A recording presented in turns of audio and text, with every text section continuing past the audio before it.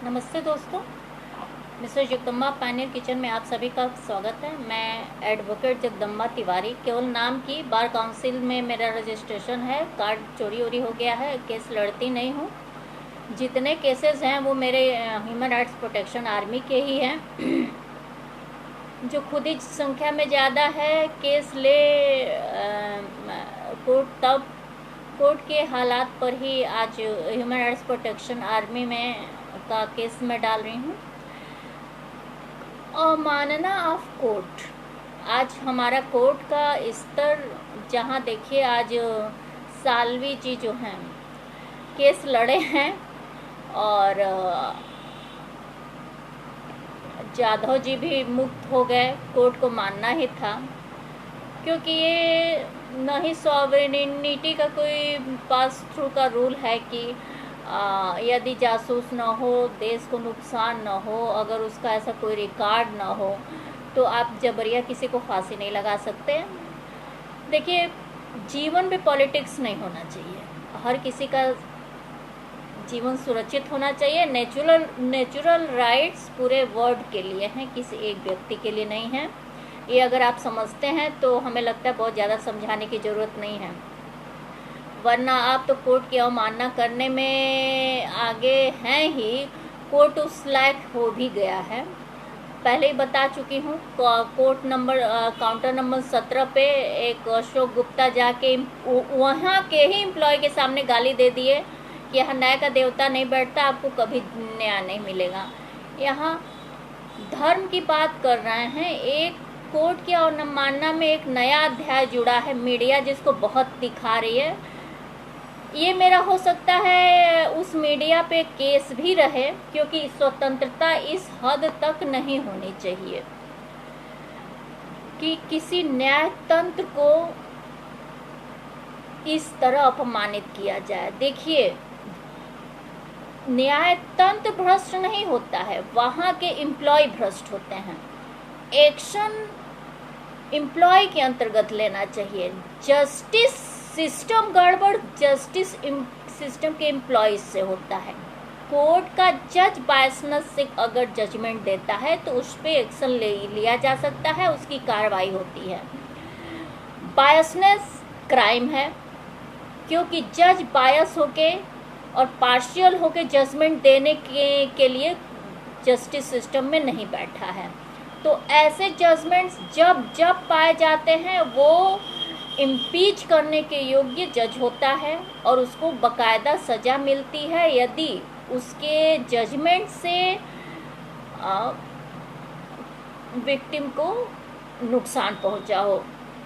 तो ये बायसनेस का मैटर होता है। यदि वो ऐसे आर्गुमेंट करते हुए, पूरा एविडेंस देते हुए एक प्रिविलेज मिलता है प्राइवेट डिफेंस के अंतर्गत, तो उसमें वो सुरक्षित हो सकता है, क्योंकि सच का पता करना न करना ये वकीलों पे होता है। कोडिफाइड लॉ के अनुसार प्रूफ किया जाता है।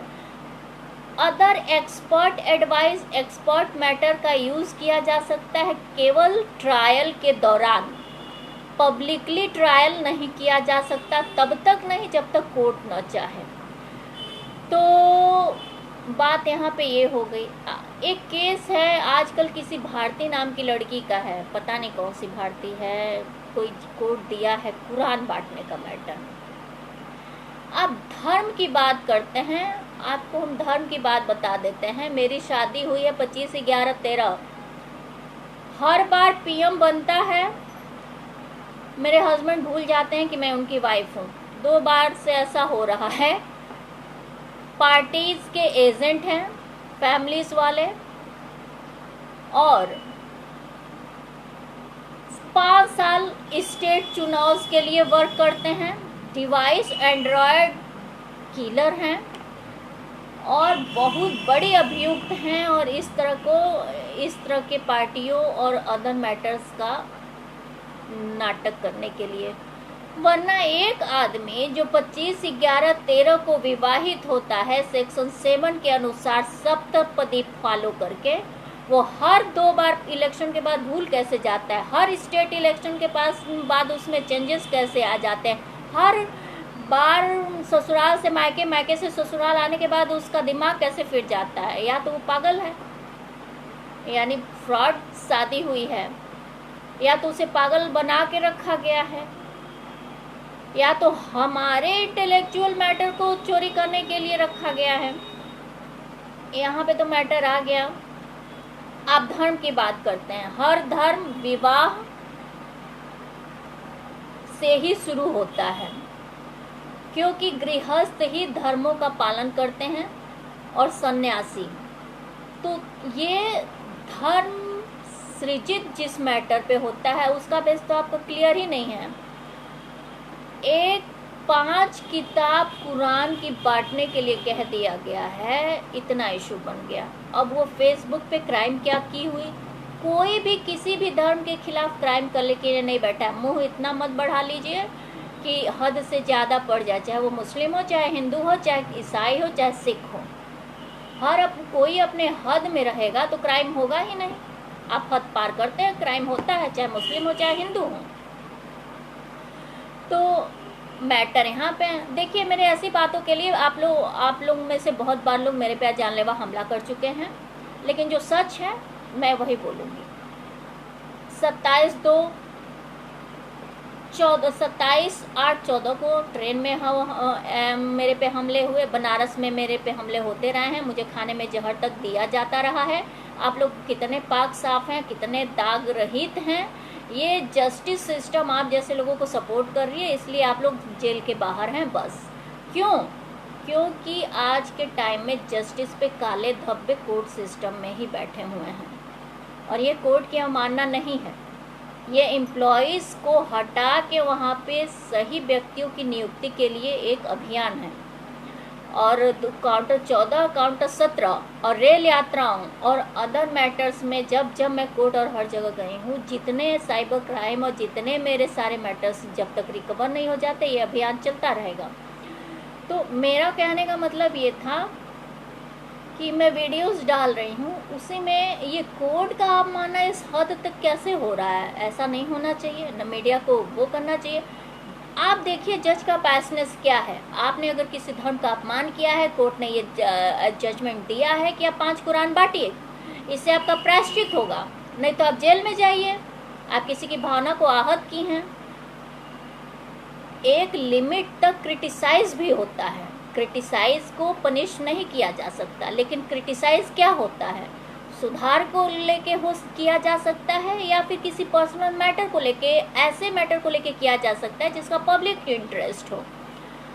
आप किसी के धर्म का अपमान करने के लिए या किसी की भावनाओं को आहत करने के लिए नहीं, इस तरह का कोई मैटर ऐसा नहीं कर सकते। पहली बात, धर्म किसका कब शुरू हुआ है? ज़्यादा तक तो धर्म अनुयायी ही बनाए हैं। हमारे धर्म बचपन से पैदा नहीं हुए थे, धर्म हमारे अनुयायी ही बनाए हैं। तो आज के टाइम में आप अपने अकॉर्डिंग उसको घटा बढ़ा के अपने सही तरीके से, अपमान न हो। मेन एम होता है एक ईश्वरी शक्ति की उपासना, जिसका डर रहे कि आप अच्छा काम करें। और धर्म होता है कानून।